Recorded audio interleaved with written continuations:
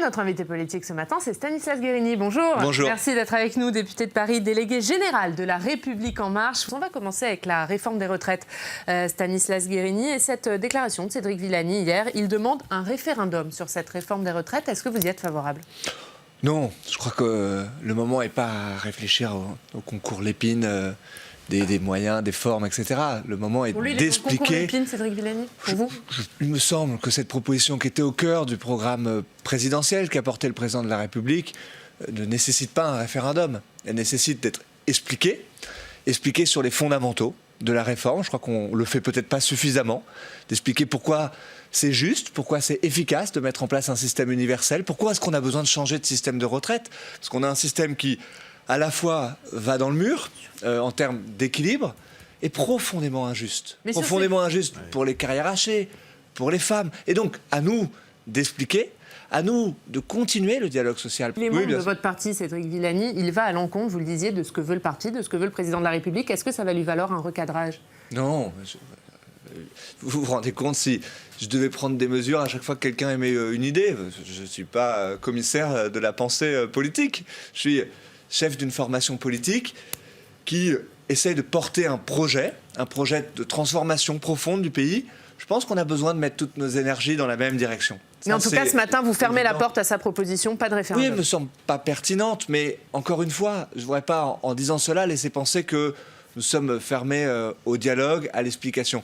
Les députés de la majorité... L'explication. Pardon, juste un mot pour dire, parce que c'est important, et je pense que les auditeurs qui nous écoutent pourront même aller dans des réunions, même des réunions publiques dans toute la France. Il y a plus de 200 réunions en ce moment même par les députés dans leur circonscription pour avoir des moments d'échange, de dialogue.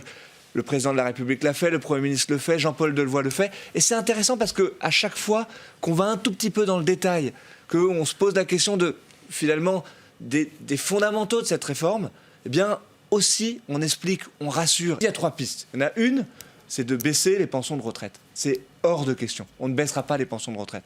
Il y a une deuxième piste, c'est d'augmenter les cotisations pour les retraites. Je pense que ça serait antinomique avec la politique qu'on mène depuis le début du quinquennat. Et il y a une troisième piste qui est d'augmenter la durée du travail. Après, il y a différentes modalités. Donc c'est ça là qui va être retenu. On accélère la réforme Touraine. Est-ce qu'on augmente l'âge minimum de départ? Est-ce qu'on met en place un âge d'équilibre? Les pistes sont sur la table, mais c'est plutôt sur cette orientation-là que nous nous orientons effectivement. Alors, le gouvernement qui consulte les syndicats avant la mobilisation du 5 décembre, Édouard Philippe recevra les partenaires sociaux en début de semaine prochaine. Hier, Jean-Paul Delevoye et Jean-Baptiste Djebbari les ont reçus aussi. Et à la sortie, la CFDT cheminot a dit qu'elle allait rejoindre le mouvement. Elle a déposé un préavis de grève. La CFDT, qui est le syndicat le plus favorable à votre réforme, est-ce que vous n'êtes pas vous-même en train de créer les conditions d'une forte mobilisation ?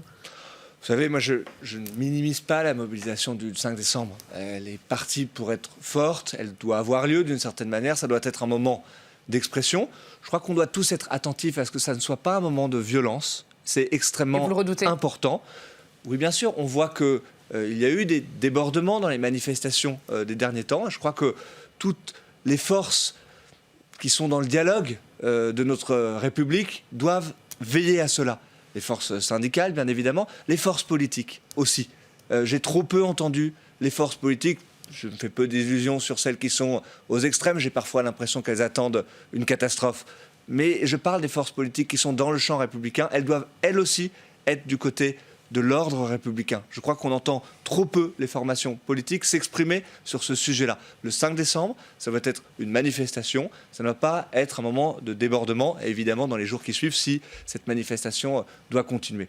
Mais je pense qu'on doit embarquer avec nous les forces progressistes qui ont envie de faire cette réforme. J'ai noté que Laurent Berger a réaffirmé son soutien au principe de la réforme. C'est extrêmement important, ce système par points, ce système universel. Mais nous voulons construire avec ceux qui veulent le faire avec nous. Est-ce qu'il ne va pas falloir faire des compromis, céder pour que les syndicats adhèrent, et notamment la CFDT? J'irai même plus loin. Est-ce que vous êtes prêt? Là, on reçoit le patron du parti majoritaire aujourd'hui. Est-ce que vous êtes prêt à perdre la prochaine élection présidentielle pour réformer la France? Mais je pense que nous perdrons la prochaine élection présidentielle précisément si nous nous arrêtons de réformer la France.